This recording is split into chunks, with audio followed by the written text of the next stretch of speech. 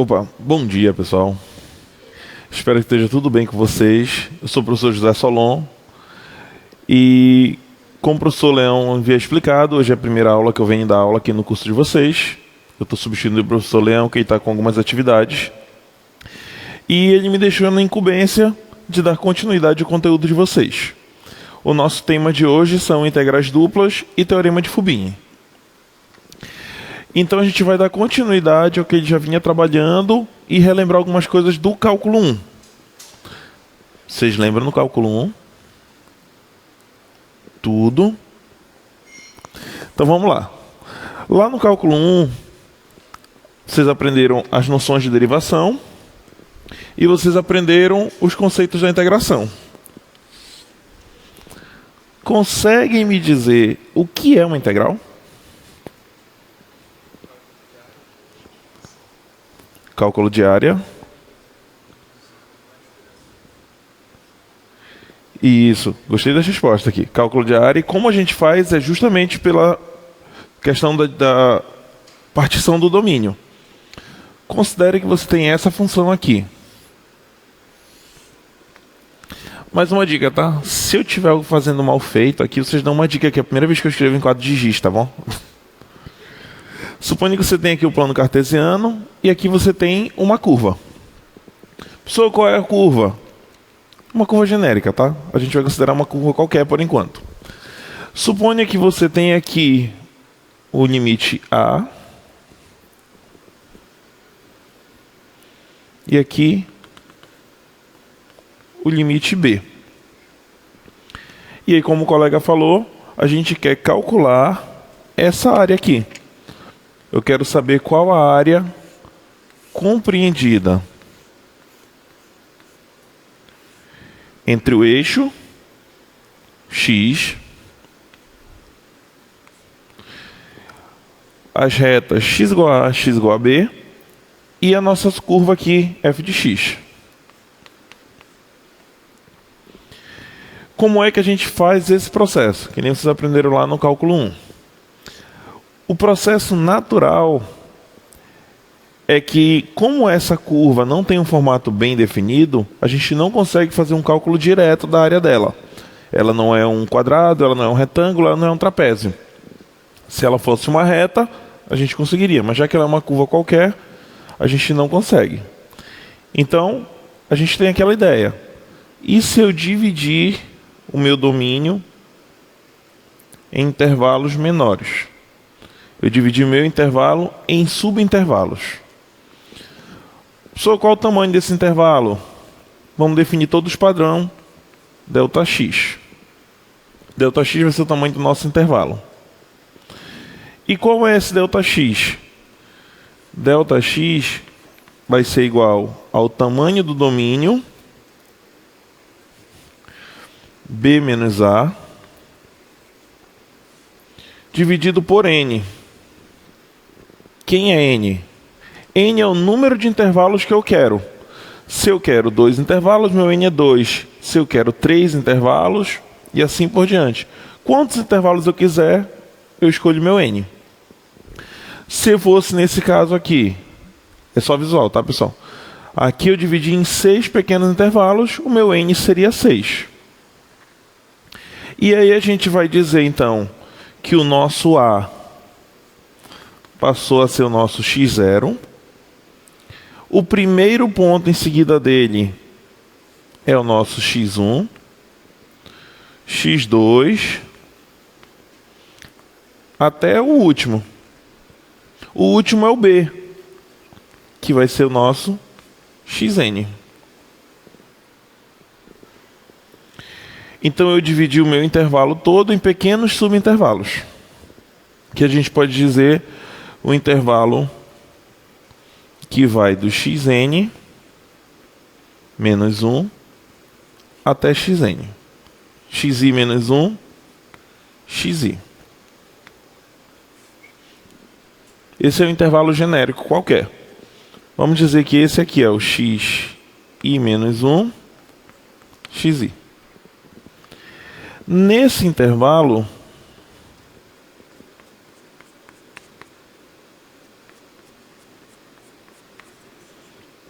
a gente escolhe um pontinho aqui no meio. Esse pontinho vai ser o x e asterisco. E esse pontinho xi, ele tem uma imagem. Bora, deixa eu ver se vai em rosa. Essa imagem bem aqui. Nessa imagem, eu construo um retângulo. E em cada ponto desse, eu faço o mesmo procedimento. Constrói isso. Constrói um retângulo. Um retângulo. Retângulo. E da mesma forma para cá.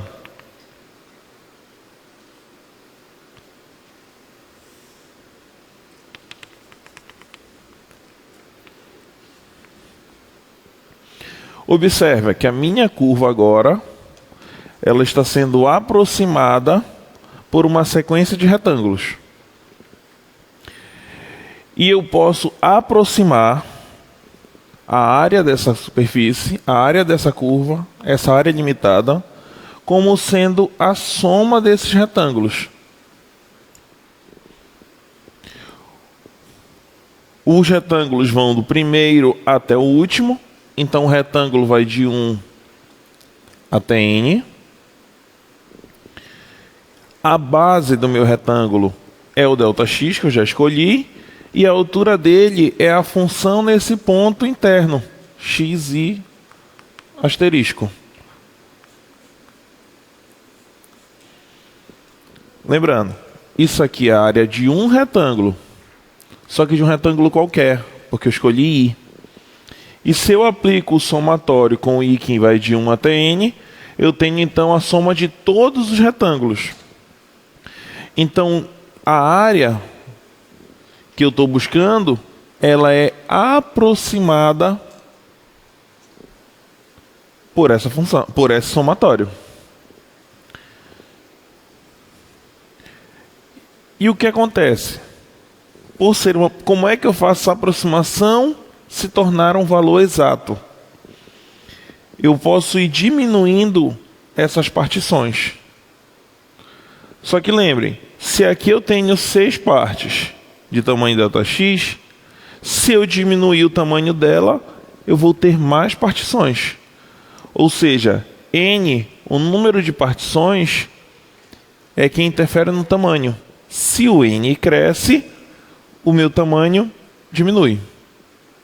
Ou seja, para encontrar a área exatamente, a gente passa o limite com n tendendo ao infinito no somatório de I que vai de 1 até n, f de xi asterisco vezes ΔX. E a esse somatório que nós chamamos da integral. É a integral que vai do A até o B, da f de x dx. Até aqui, estamos bem? Vimos tudo isso já, né?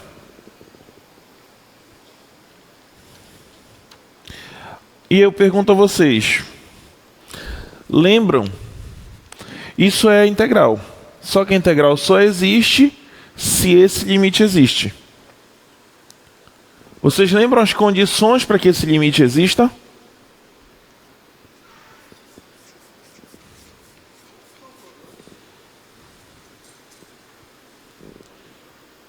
Lá a gente define que o limite ele existe se a sua função for contínua e limitada. Limitada? É, contínua e limitada. No intervalo fechado.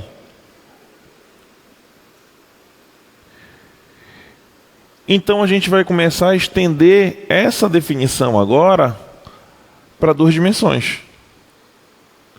O professor Leão ensinou nas aulas passadas para vocês operações com funções de 2 dimensões, x e y, correto?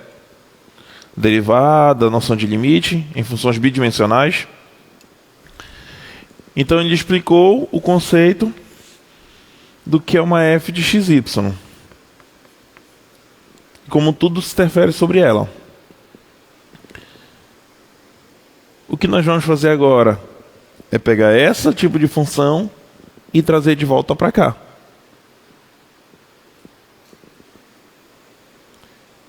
Como, professor? Da mesma forma como vocês aprenderam lá em derivada. De uma f que tem duas variáveis, você não pode extrair duas derivadas? A derivada no sentido de x ou a derivada no sentido de y? Da mesma forma, uma função que tem duas variáveis, você pode extrair duas integrais. Uma integral no sentido de x, uma integral no sentido de y. É o mesmo conceito. Como é que a gente chama esse tipo de derivada? Derivadas parciais. Parcial em relação a x, parcial em relação a y. E quando a gente aplicar a integral, como a criatividade do nome não é muito boa, é uma integral parcial em relação a x ou uma integral parcial em relação a y. E o conceito é o mesmo. Só que, lembrem, a função ela tem duas coordenadas. Então, o que que você tem que fazer para poder aplicar esse tipo de função aqui? Para você aplicar esse tipo de função aqui, você só vai integrar ela em uma coordenada. Então, o primeiro passo aqui é você fixar outra coordenada. Por exemplo, vamos fixar o y. Se eu fixo o y, ou se eu tomo um x, ou posso fixar o x ou o y, tá? Se eu fixo uma coordenada, essa função que tinha duas coordenadas, de duas variáveis, se uma variável deixou de ser uma variável e virou uma constante fixa, ela só passa a ter uma variável. Só que uma função que só tem uma variável, a gente sabe calcular uma integral. Então a gente vai trazer esse conceito para cá.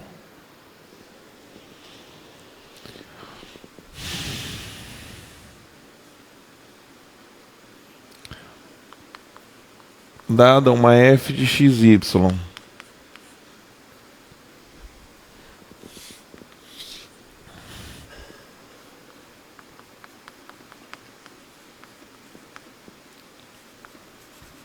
e aí, se ela é uma função de duas variáveis, ela já não vai mais ser contínua em um único intervalo.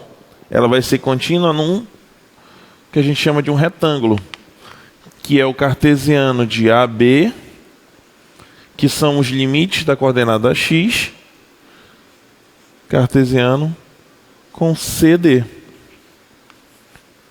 que são os limites da coordenada y.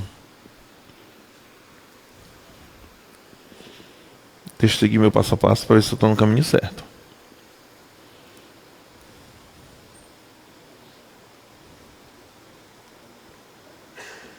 Exato.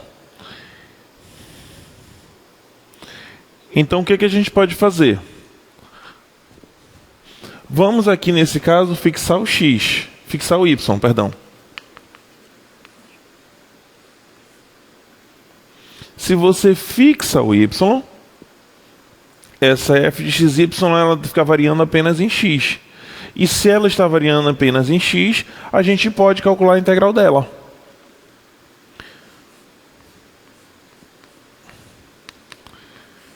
É a integral de a até b da f de xy dx. Eu fixei o y, um y qualquer no caso. Então eu posso fazer uma integração em relação a x. E é isso que a gente chama de integral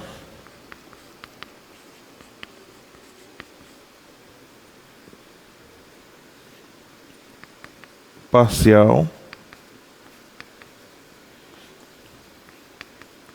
em relação a x.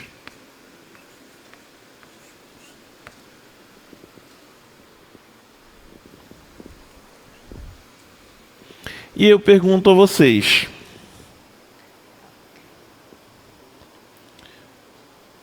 o que vocês acham que essa integral representa?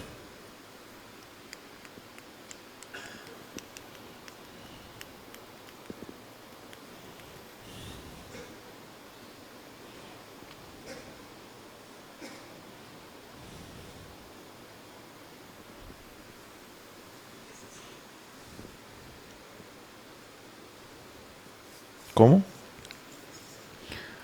Uma interseção. Mas a gente volta um pouco para unidimensional. O que é que uma integral representa no unidimensional? A área. Só que a área embaixo de uma superfície. Professor, mas embaixo de uma superfície não é um volume, já que é tridimensional, mas é como se você estivesse tirando uma fatia daquela superfície. Você fatia a superfície e abaixo dela você encontra uma área limitada pelo plano, pela função. Fica mais interessante se a gente ver aqui no slide.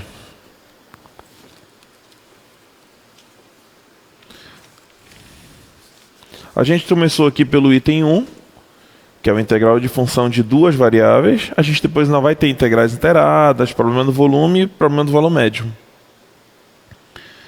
Mas a gente vai definir de novo o que é uma integração parcial. Se f é uma função de duas variáveis que é integrável no retângulo, então a gente vai usar essa notação. Se o x é mantido, você tem uma integração parcial em relação a y. E aí você tem uma função que depende de x. E isso é uma coisa diferente, tá, pessoal? Que vocês vão ver em relação... Perdão.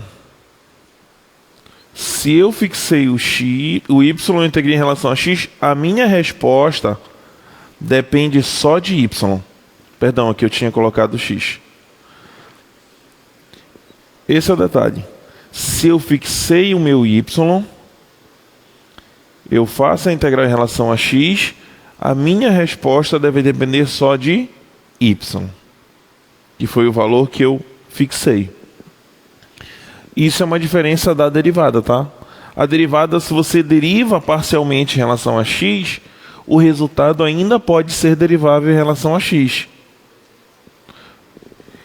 Porque a variável x ela não some, apenas se for o caso de uma função linear de primeiro grau, que aí quando você deriva ela vira uma constante. A integral ela não tem essa característica. Uma integral definida, e aí por isso que é importante ter os limites de integração, uma integral definida, quando você integra parcialmente, faz uma integral definida em relação a uma variável, essa variável deixa de aparecer na função resultante. O seu resultado será uma função que depende apenas da outra letra, apenas da outra variável. Então, só corrigindo isso. O slide está correto. O slide a gente faz uma integração em relação a y, e por isso resulta em uma função que depende apenas de x. E se você integrou ela em relação a x, você vai encontrar a área abaixo dessa superfície aqui. Essa parte superior azul é a superfície C. Então é como se você... Aí observa aqui embaixo, a base dessa superfície, dessa estrutura azul, é um retângulo. Esse retângulo está naqueles limites, ó. O x está limitado entre o A e o B. A outra coordenada y que a gente não está enxergando, ela está limitada entre C e D. E quando você integra em relação a y no intervalo, fixando um x, o que você encontra é esse A de x. A área compreendida por uma seção transversal dessa superfície. Você faz uma seção transversal no x, no plano X, e essa figura vai ter uma área. E lembrem, isso pode ser tanto em relação a x, como você pode fazer uma integração parcial em relação a x e encontrar uma área que depende do seu y.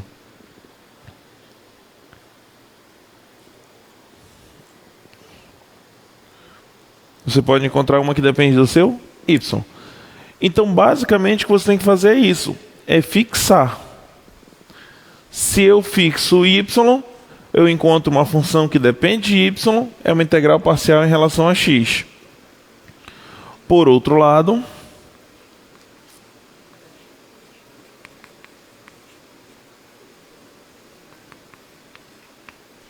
se nós fixarmos o x,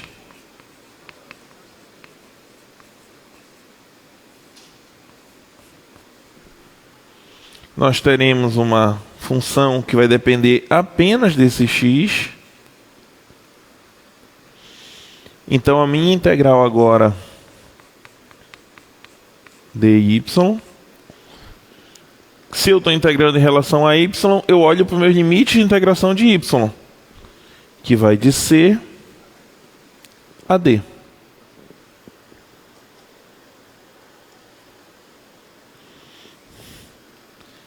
Então, bora testar como é que funciona isso na prática. Eu vou dar como exemplo, mas antes de eu fazer, eu vou deixar um tempinho para vocês verem se vocês lembram.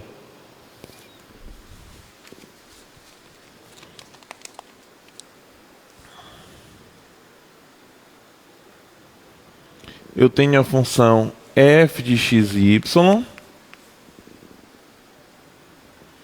igual a 3y ao quadrado menos x ao quadrado mais 2. O meu limite de integração vai ser de 0 a 2, cartesiano de menos 1 a 1.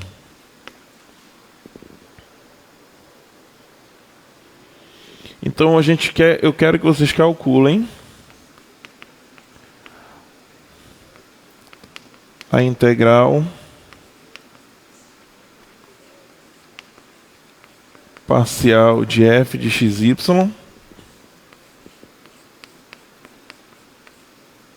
em relação a y.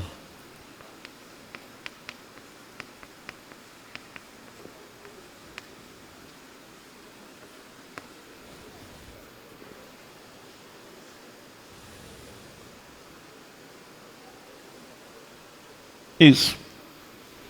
Aí se der tempo a gente faz em relação a x também, tá? Mas tentem um pouquinho, bora ver o que vocês conseguem.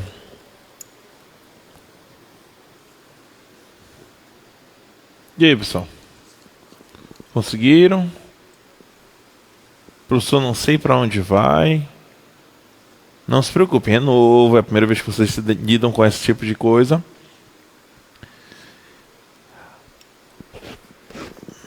Mas vamos lá. Você tem que relacionar aqui uma ideia semelhante ao que vocês fizeram lá na derivada, tá? A derivada era assim. Se você pega essa função e você deriva essa função, por exemplo, em relação a y, aqui o 2 passa para frente, então ficaria 6y. E quanto é que seria a derivada disso aqui em relação a y? Por quê? Porque em relação a y, x é uma constante. O colega aqui falou que é 0. Perfeito.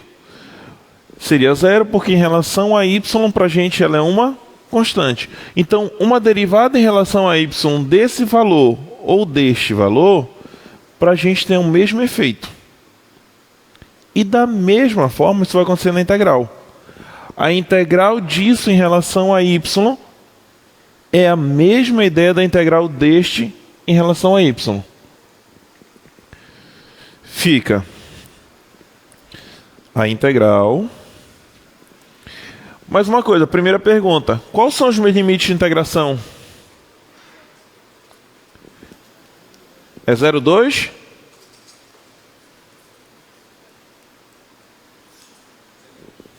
Hein, pessoal? Meu limite de integração é de 0 a 2?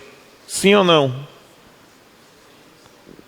0 a 2 é o limite em relação a x. Só que eu estou integrando em relação a y. Então eu uso o limite de integração menos 1 a 1.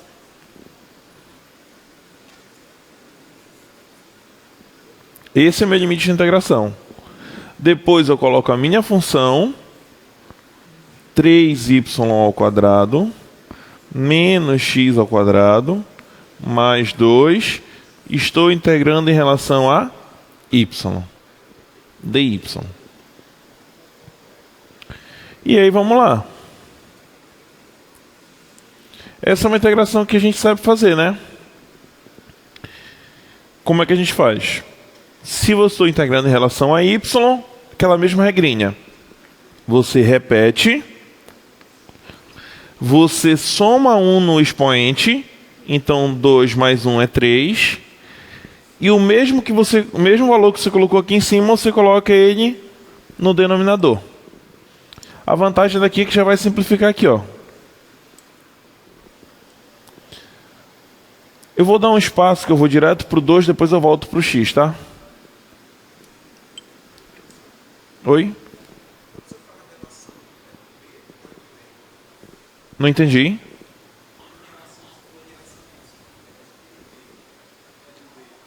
Se for em relação a y, no caso é o...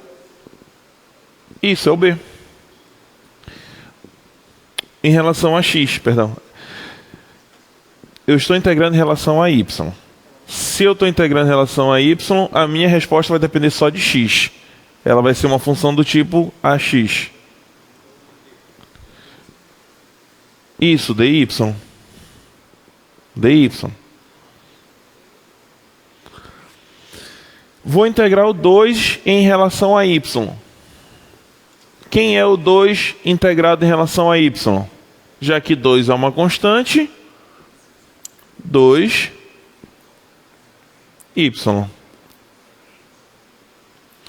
A mesma ideia que eu apliquei no y, eu tenho que aplicar no x.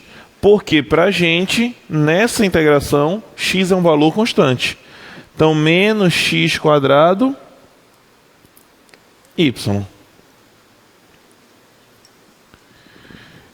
Esse termo eu integro, uso a regrinha do expoente. Soma com mais 1, põe no denominador, que simplifica com o próprio 3 que tem aqui.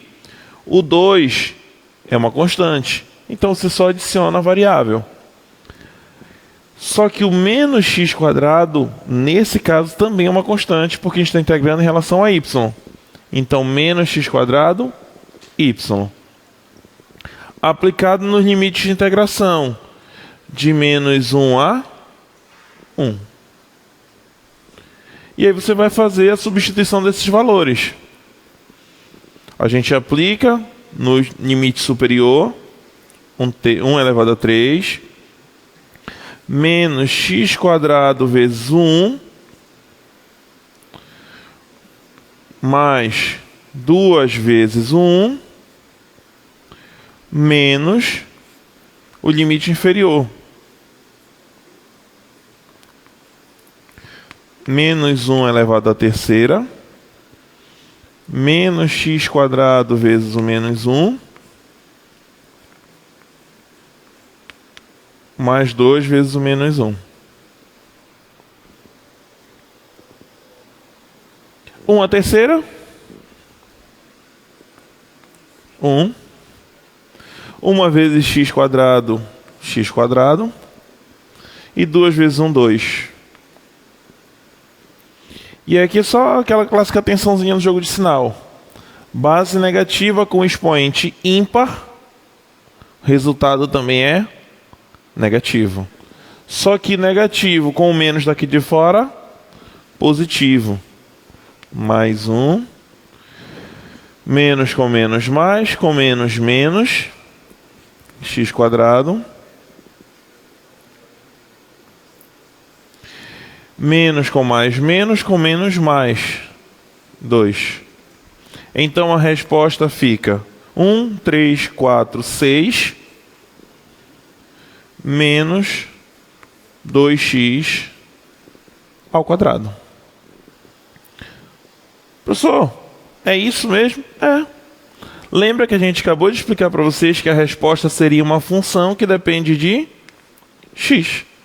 Então, isso aqui é uma função que depende apenas de x. 6 menos 2x ao quadrado. Até aqui estamos bem? Podemos então ir para a integral integrada? Professor, mas eu não sei o que é a integral integrada. Vamos aprender agora.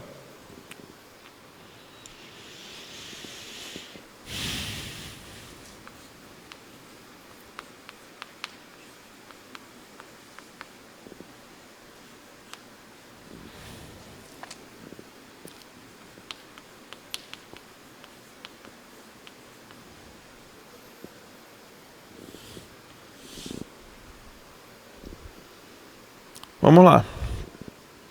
O que a gente concluiu bem aqui mesmo? Que a função, a resposta da integral é uma função que depende apenas de x. Só que o que a gente pode fazer com essa função, já que ela depende só de x? Se eu tenho uma função que depende só de x, eu posso fazer o que com ela? Integrar em relação a x também. Então a definição da integral iterada é isso. Se eu já integrei uma vez,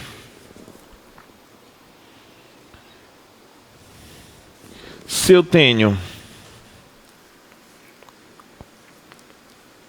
dada a de x como definido anteriormente,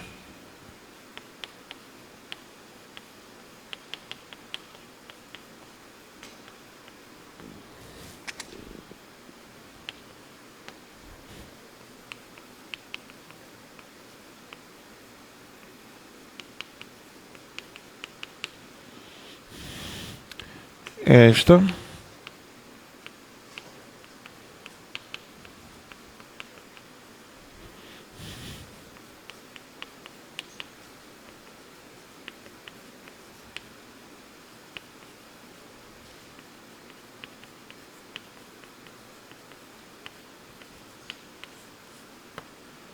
nós podemos integrar ela também em relação a x. E aí, por padrão, a gente também segue aqueles domínios de integração, tá? O AB. Então eu posso, por exemplo, fazer a integral de A até B do A de x agora em relação a x.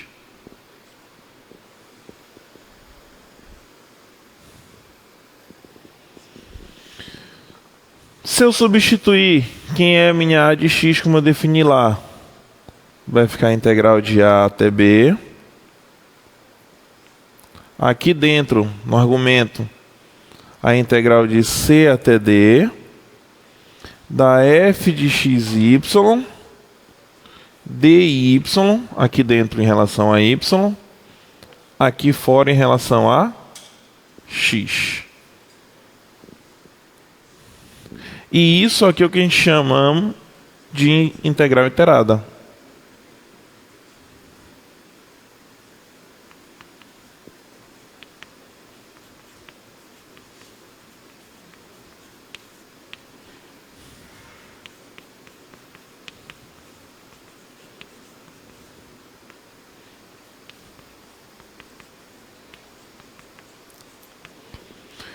Primeiro a y e depois a x.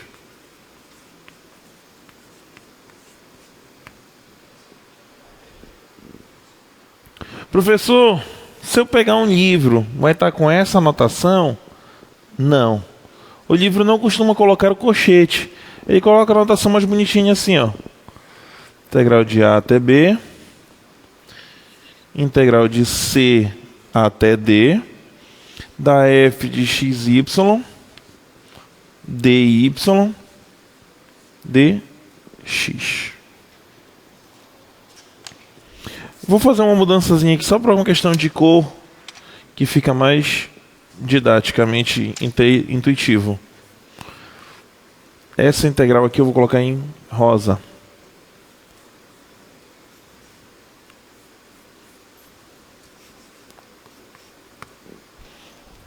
Professor, por que o senhor fez essa mudança? Só para deixar bem claro, a ordem que os símbolos de integrais aparecem é o contrário da ordem que esses termos aparecem. O meu primeiro limite de integração, o que está em branco, ele é o limite de integração da integral que acontece em relação a x. Por quê, professor? Porque se ele está à esquerda e não é do y, porque ele é o mais externo. Porque o que a gente fez foi remover o cochete. Então, o integral externa fica com o operador mais externo. E a integral mais interna, ela se refere ao operador mais interno. E quando você for fazer a conta, você faz de dentro para fora. Primeiro a integral em relação a y e depois em relação a x. Se tiver escrito nessa ordem.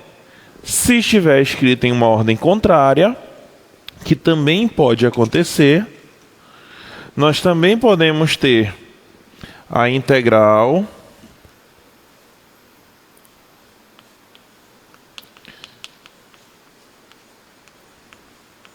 integrando agora by em relação a y.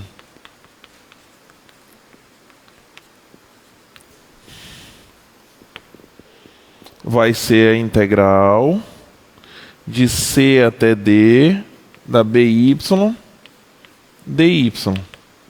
Ou seja, integral de c a d. Vou fazer em azul agora, amarelo para diferenciar. Da integral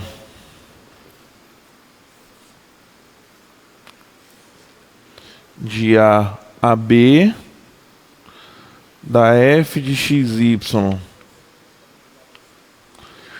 dx dy. Essa é também uma integral iterada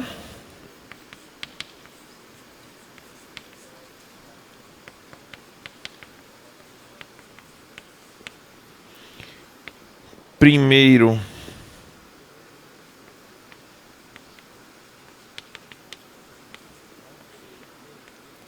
em relação a x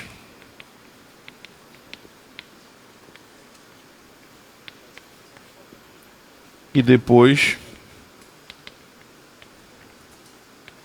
a y.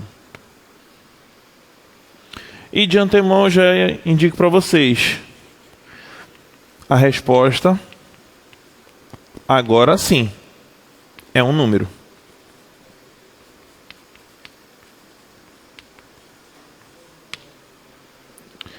Porque se a função dependia de x e y, eu integrei ela em relação a x, a minha resposta depende só de y. Se eu integro ela em relação a y, como uma integral definida, a resposta automaticamente vai ser um número. Se eu integro ela em relação a y, nasce uma função que depende de x, integro definidamente em relação a x, a minha resposta vai ser um número.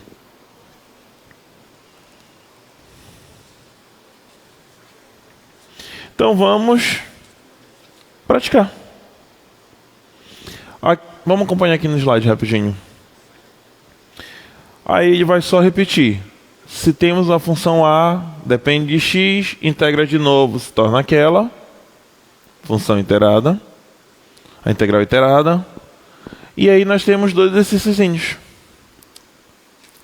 que eu já dou na formatação de uma integral iterada já para vocês. E aí, calculem.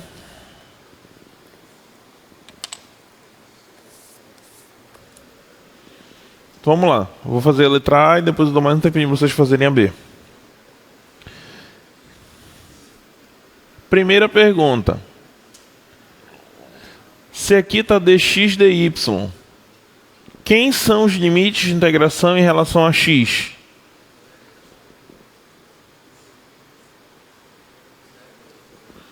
Zero a 2. Se o dx está mais interno, o limite de integração que também está mais interno, de 0 a 2. E se o dy é o mais externo, o limite de integração do dy é de 0 a π sobre 2. Então, o que eu tenho que fazer aqui? É pegar essa função e integrar ela primeiro em relação a x.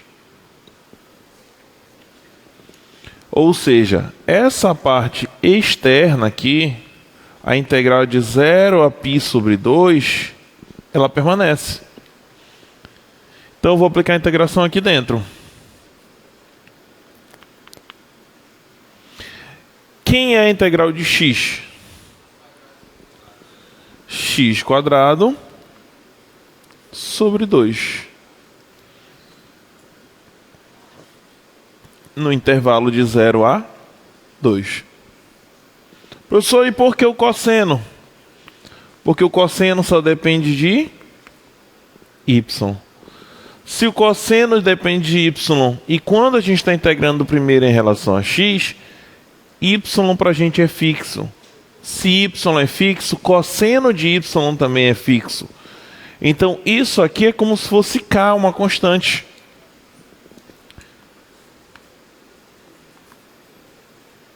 E vocês lembram lá que a gente aprendeu no cálculo 1 que você tem uma integral de kx ou de kf dx, por exemplo, f de x dx, essa constante pode vir para fora. Então fica f de x dx. É isso que aconteceu aqui, ó. O cosseno ele é como se fosse uma constante, ele não vem para dentro da integral, ele aguarda aqui fora, enquanto a única integral que me interessa é do x, que é x quadrado sobre 2. Então fica a integral de 0 a π sobre 2, limite superior 2 ao quadrado sobre 2, menos o limite inferior 0 ao quadrado sobre 2, vezes o cosseno de y dy.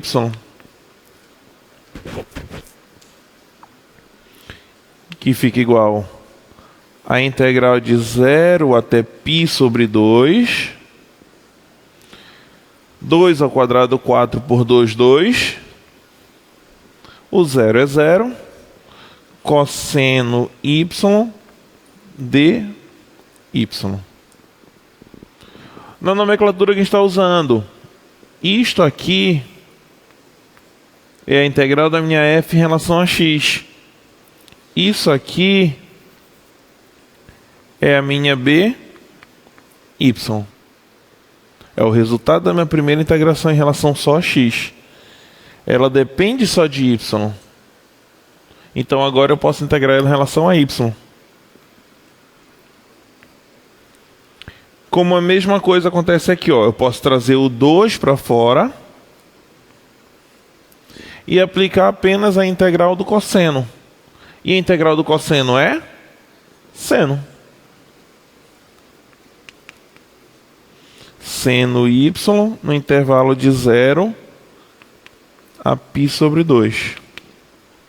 Vai ficar 2 vezes seno do limite superior, π sobre 2, menos seno do limite inferior, que é o 0,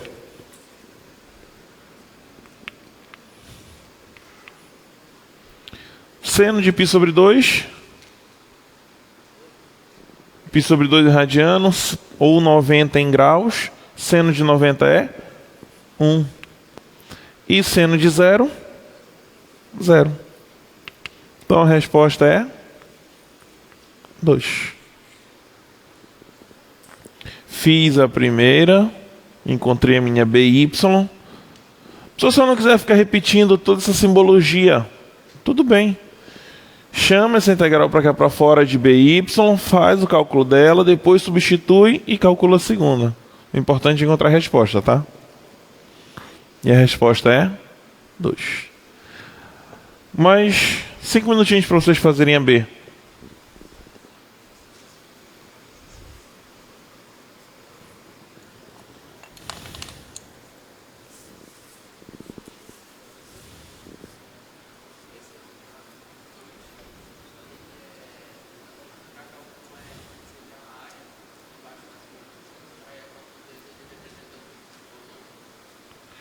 A gente vai entrar nesse ponto já já. Seu nome?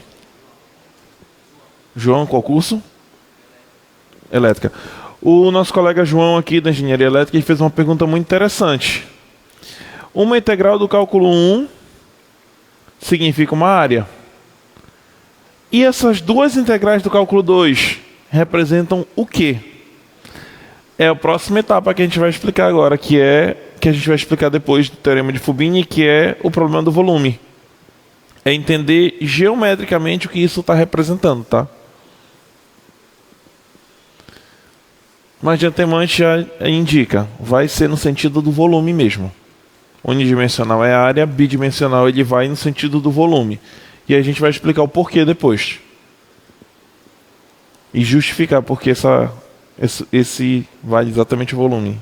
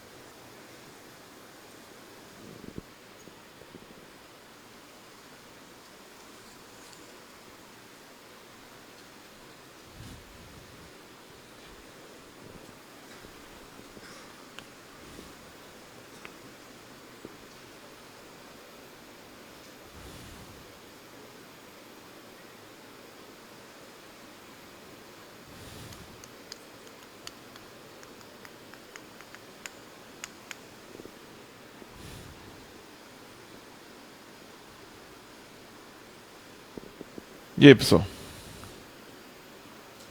Tá indo, não tá indo?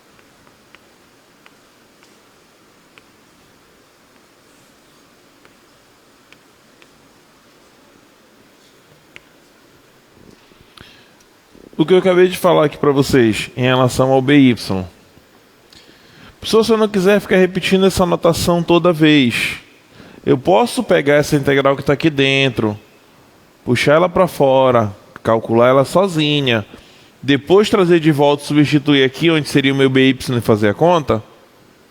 Pode. Observem que eu já fiz essa conta aqui de dentro. Bem aqui, ó. Eu já integrei de menos 1 a 1 da mesma função em relação a y. Então eu já fiz essa integral de dentro. Então você trazê-la para cá e calcular é a mesma coisa você ficar repetindo a notação. Então eu já vou usar o que eu já tenho aqui. Essa integral de dentro para a gente é o nosso AX. E essa x eu já calculei ali quanto ela vale. De menos 1 a 1. 6 menos 2x ao quadrado dx.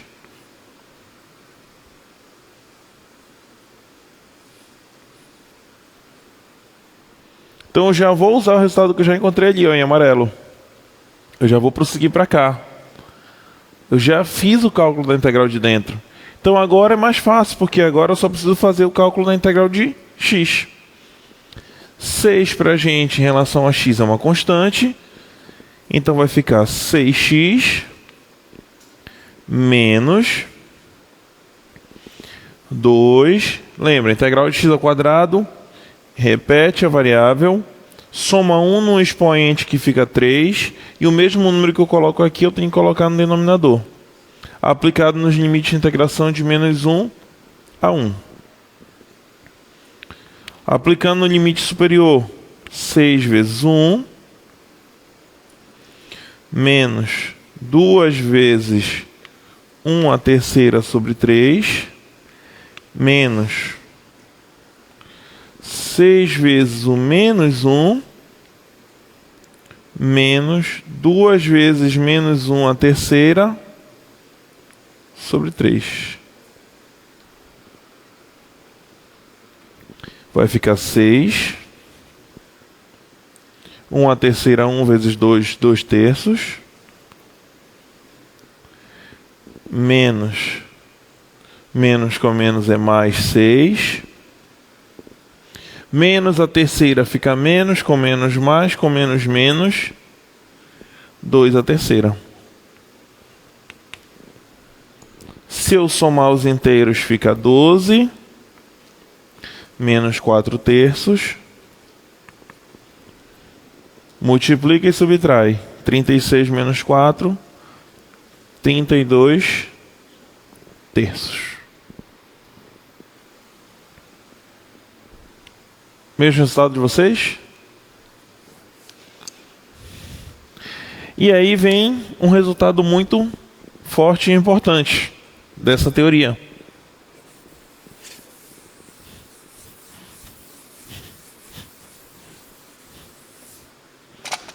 Que é o teorema de Fubini.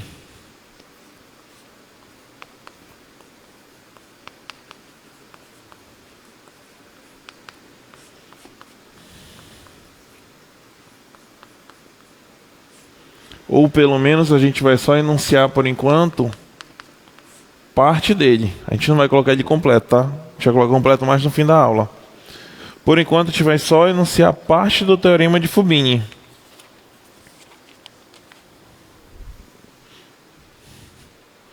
Ele diz o seguinte: se a função f de xy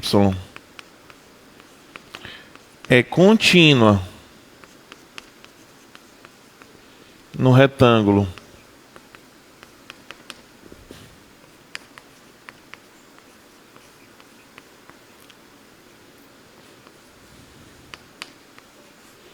todos os pontos AB tais que todos os pontos x, y, tais que A é menor ou igual que x, menor ou igual que B, C é menor ou igual que y, menor ou igual que D. Se f é uma função contínua no retângulo, então a integral iterada AB CD da f de xy dy dx é a mesma coisa CD AB da f de xy dx dy.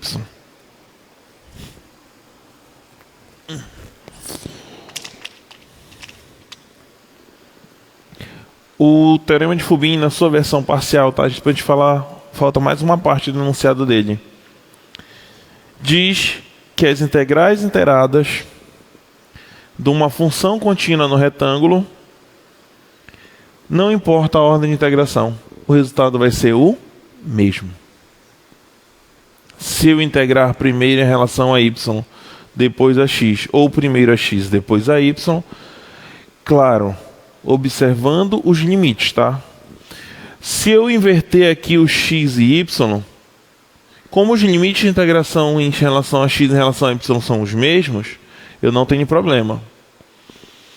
Agora, se eu inverter o dx e o dy aqui, eu preciso inverter os meus limites de integração.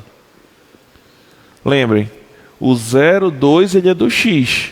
Se eu passar o x para fora, o limite de integração dele tem que passar para fora. E se eu passo o y para dentro, o 0 a π sobre 2, que é o limite de integração dele, tem que passar para dentro. Inclusive, isso é um exercício que vocês podem fazer depois. Refaçam essas continhas, trocando a ordem de integração. Aqui eu fiz primeiro x, depois o y. Você pode fazer primeiro y e depois x. E pelo teorema de Fubini, tem que obter a mesma resposta. Da mesma forma que yx, se você inverter e fizer primeiro x e depois y, também tem que ter a mesma resposta.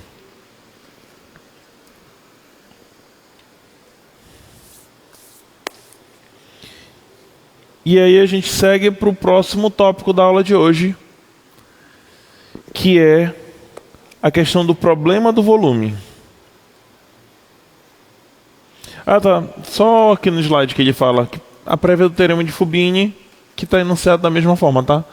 E aí, pelo princípio da igualdade, em relação a como a gente escreveu no quadro, está invertido, mas também não implica. A resposta é a mesma. E aí agora a gente entra no terceiro tópico, que é o problema do volume. E aí eu coloquei no slide porque eu não me atrevo a desenhar essas figuras. Porque a gente desenha a partição de uma curva unidimensional para a gente explicar uma integral simples, porque é uma dimensão. Desenhar superfícies no quadro para explicar geometricamente o que está sendo feito é uma outra coisa. Então vamos acompanhando no slide. Considere uma função de duas variáveis bem definida lá no retângulo direitinho. E inicialmente vamos supor que essa função é positiva, tá?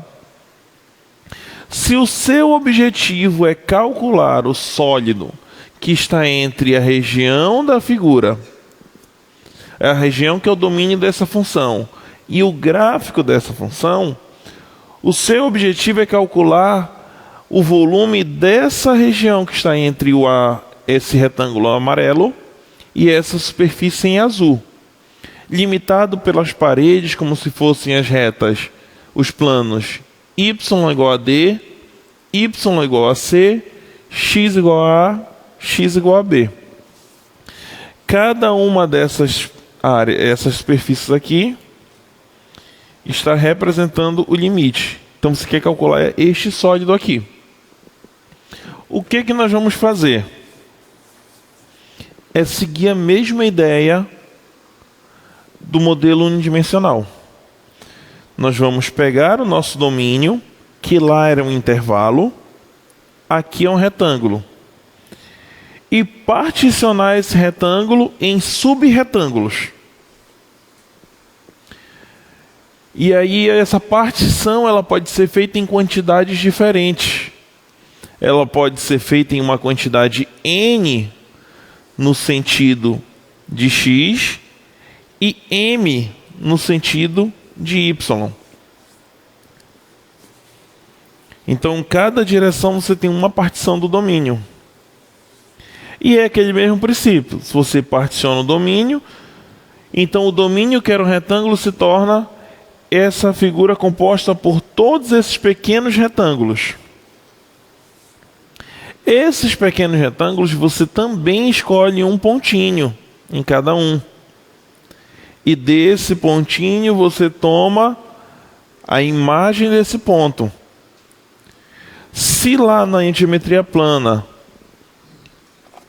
você tinha um segmento, teremos de Fubini aqui.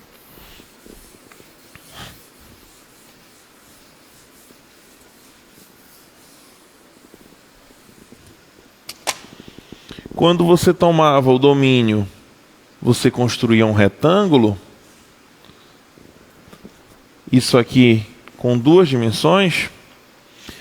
No nosso caso agora, se o seu domínio é um pequeno retângulo, quando você tomar a imagem, você vai construir um pequeno prisma, em que a altura desse prisma, perdão pelo desenho que não está muito bom, em que a altura desse prisma é a imagem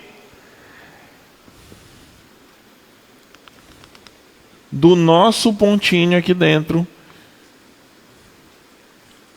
xij asterisco, yij asterisco. E essa altura, essa distância aqui, é a f de xij asterisco, y de ij asterisco. Então você passou de ter um retângulo com uma área para ter um prisma com um volume. Fica mais ou menos assim. Para cada retângulo, pequeno retângulo, você toma o ponto, você constrói a altura e você constrói esse pequeno prisma. E se você fizer isso em todas as coordenadas, você vai ter uma aproximação da sua curva, todas por pequenos prismas. Vantagem desse prisma: a gente também dividiu eles em tamanhos uniformes. Se eu dividir em tamanhos uniformes, lembra, o volume do prisma, área da base vezes a altura. Se eu dividir em tamanhos uniformes, a área da base em todos tem o mesmo tamanho. Então, o meu volume agora, ele está sendo aproximado pelo somatório de I, que vai de 1 até M, de J, que vai de 1 até N, da função no ponto xij asterisco, yij asterisco, vezes a área do pequeno retângulo, do meu subretângulo. E da mesma forma, como a gente fez lá no unidimensional, se eu dividir esses retângulos em menores, ele vai se aproximando mais do volume real. Quando então a gente for para o infinito, nós vamos ter exatamente o nosso volume. Quando M e N tenderem ao infinito, esse meu somatório de I, que vai de 1 até J, de J de 1 até M, de J, que vai de 1 até N, da F de x e J asterisco, Y de J asterisco, vezes a área, vai ser exatamente o meu volume. E da mesma forma, isso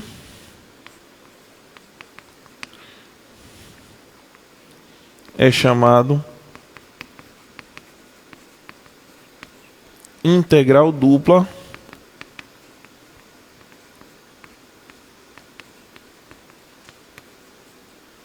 e é representado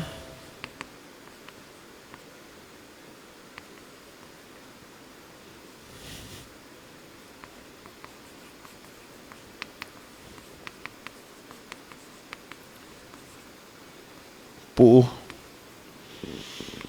integral da região R, do retângulo R, da f de xy dy.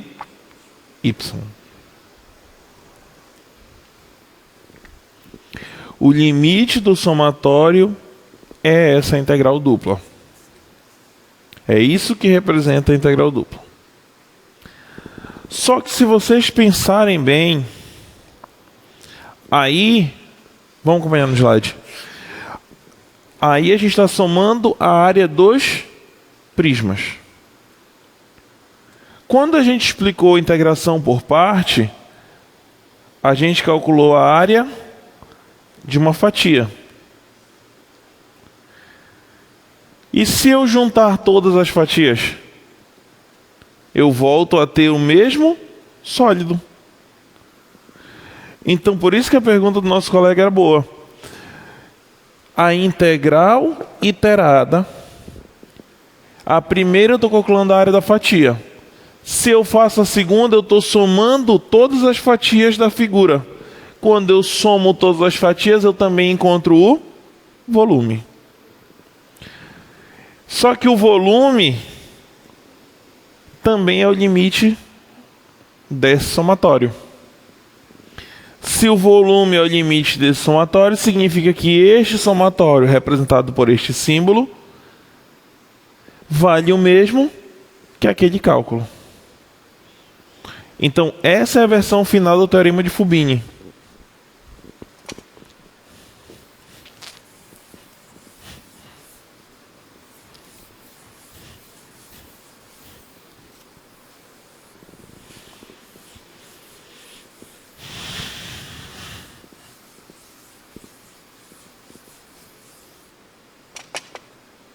Agora sim é o enunciado final do teorema de Fubini.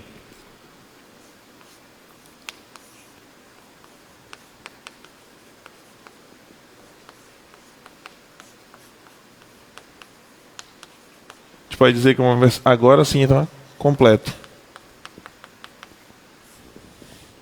Mesma coisa.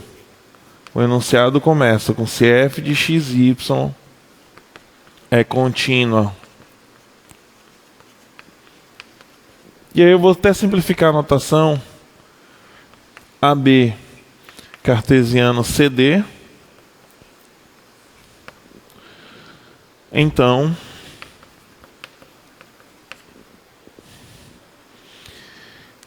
a integral dupla R da função na área vale a integral iterada ABCD da mesma função f de xy, se é c e d primeiro em relação a y, depois em relação a x, que também vale c d AB da f de xy dx dy. Esse f tá feio, parece um φ. F. Essa é a versão completa do teorema de Fubini.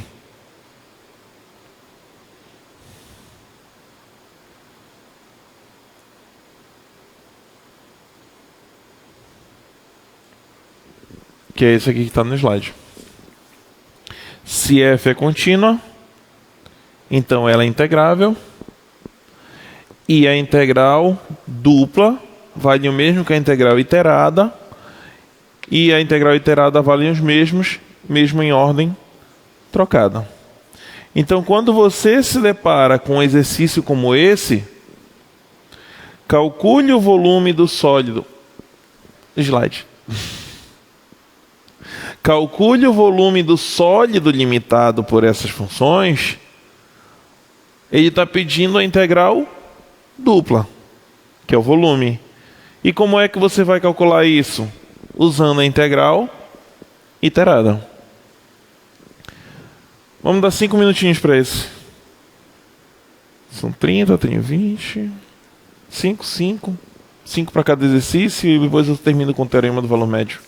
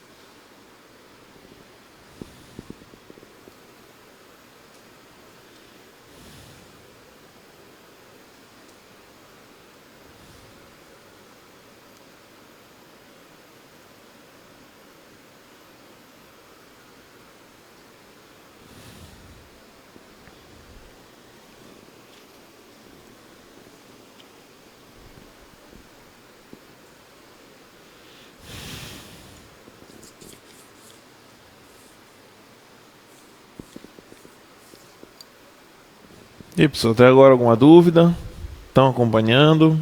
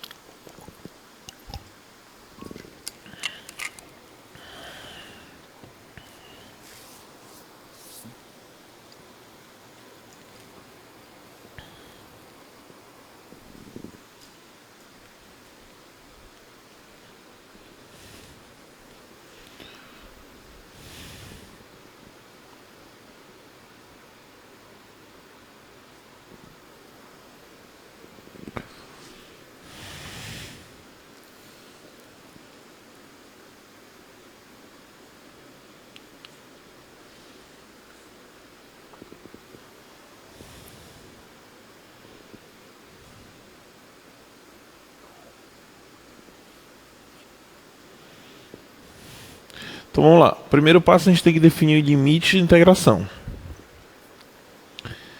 E aqui ele é bem intuitivo.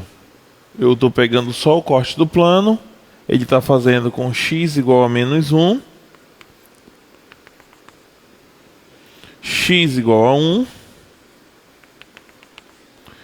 O y do 0 até π. Essa é a minha região de integração. Então os meus limites de integração automaticamente são menos 1 em 1 no x, 0 e π no y. Professor, e esse z? É só para dizer que aquela região que está delimitada entre o plano, o encontro dos eixos, e a superfície da figura. Então o que a gente quer aqui? Se a gente quer o volume, a gente vai usar a integral iterada. Vai ser a integral da nossa função z, que é uma f de xy, 1 mais e de x seno y. E a pergunta, já que a ordem não importa, você escolhe. Você quer calcular primeiro em relação a x ou primeiro em relação a y? Ah, professor, por padrão, vou manter aqui primeiro o x, depois o y. Professor, e se eu fizer o contrário? Vai dar o mesmo. Inclusive, quem não fez nessa ordem, exercício para casa, yx. Se o dx está aqui, essa integral de dentro, limites em relação a x, menos 1 a 1. dy, limites em relação a y, 0 a π. E a gente vai fazer então aqui. Integral de 0 a π. Integral da constante vai ser o próprio x, mais a integral da e de x é a própria e de x. Eu posso manter o seno y aqui dentro, mesmo sabendo que eu não vou aplicar valores a ele. Menos 1 de y, porque eu já fiz o cálculo em relação a x. Fica a integral de 0 a π. Limite superior, mais e elevado a 1 seno y, menos limite inferior, menos 1,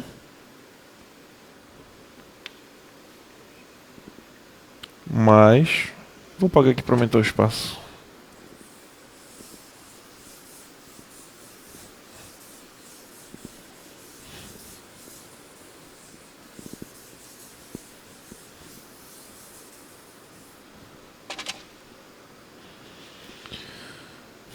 Mais e elevado a menos 1 seno y.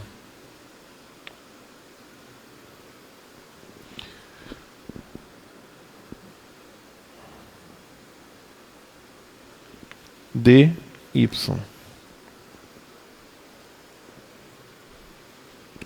Então fica integral de 0 a π Menos com menos é mais, soma para cá 2, mais e seno y, e elevado a menos 1, o e passa para baixo, seno y sobre e, dy.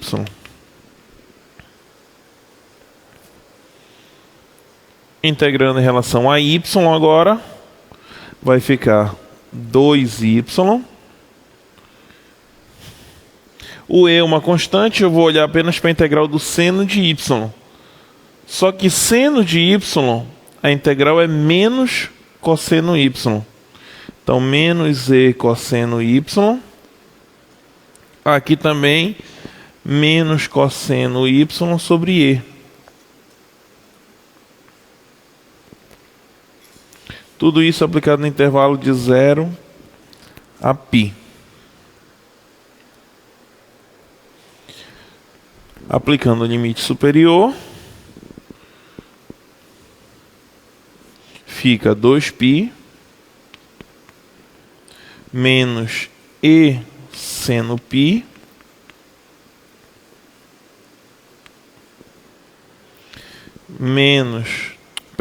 cosseno π. Cosseno π sobre e. Menos, aplicando em 0, 2 vezes 0, menos e cosseno 0, menos cosseno 0 sobre e.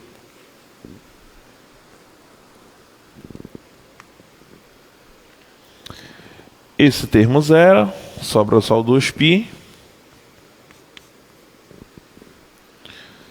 Cosseno de π menos 1. Com menos daqui da frente, mais 1 vezes e. Mesma coisa aqui, mais 1 sobre e. Cosseno de 0 é 1. Menos com menos mais e mais 1 sobre e. Colocando um 2 em evidência, fica π mais e mais 1 sobre e.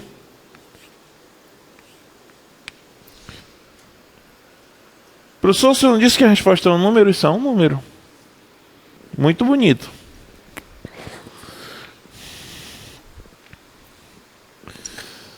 Mais um exercício para vocês.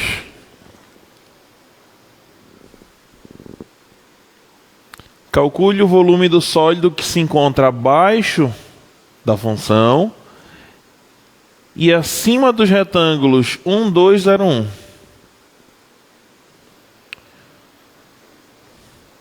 Então vamos lá. Observem que aqui eu mudei a ordem de integração, tá? No primeiro exemplo, primeiro exercício, eu fiz primeiro x, depois y. No segundo exercício, eu fiz primeiro y, agora eu vou fazer primeiro y e depois x. E aqui ela é bem tranquila, porque eu vou manter o limite.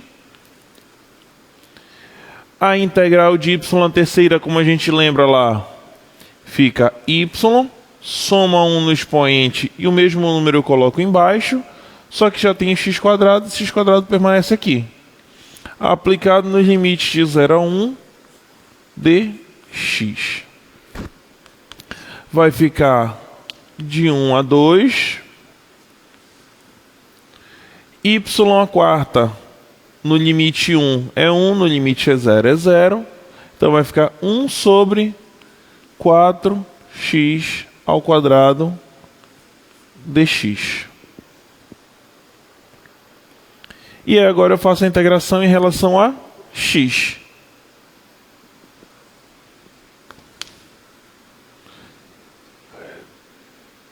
Podemos olhar essa integral para facilitar. De 1 a 2. X a menos 2 sobre 4 dx. E a gente usa a mesma regra do expoente. Soma 1 ao expoente, c menos 2 fica menos 1, sobre o menos 1 vezes o 4 que já está lá aplicado no intervalo 1, 2.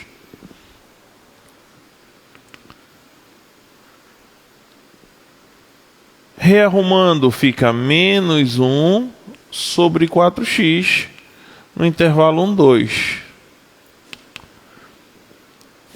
Primeiro momento a gente olha e diz, professor, está errado. A função é negativa, é um volume, não existe volume negativo. Vamos aplicar os limites. Menos 1 sobre 4 vezes 2, menos o limite inferior, menos 1, 4 vezes 1. Menos 1 oitavo e menos com menos mais 1 quarto. Resposta, 1 oitavo positivo.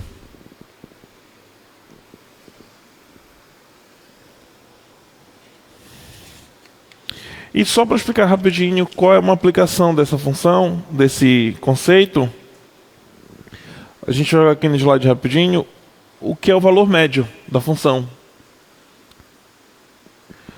O valor médio de uma função, de uma superfície, ou da função aplicada numa região, ele é o cálculo da área daquela região, dividindo a integral dupla da f naquele ponto.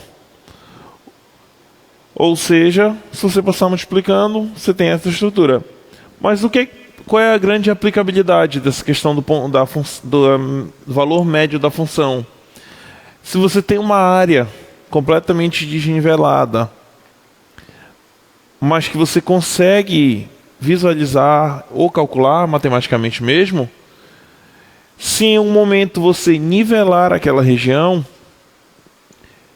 você sabe a altura que aquele nivelamento vai alcançar.